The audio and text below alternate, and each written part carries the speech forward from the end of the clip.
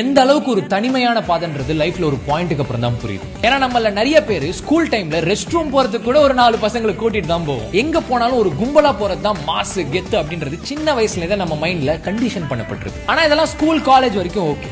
ஆனா ஒரு பாயிண்ட்டுக்கு அப்புறம் நீங்க ஏதோ புதுசா ட்ரை பண்றீங்க, இல்லனா உங்களுக்கு தனிப்பட்ட வகையில இங்க போய் சாப்பிடுறது, இங்க போய் சுத்துறது, இதெல்லாம் உங்களுக்கு சந்தோஷமா இருக்கு அப்படின்றதெல்லாம் நீங்க ஃபீல் பண்ண ஆரம்பிக்கிறப்போ, உங்களுக்குன்னு தனி பிரியாரிட்டிஸ் வர ஆரம்பிக்கிறப்போ இங்கதான் இது எல்லாமே அடிபடும்.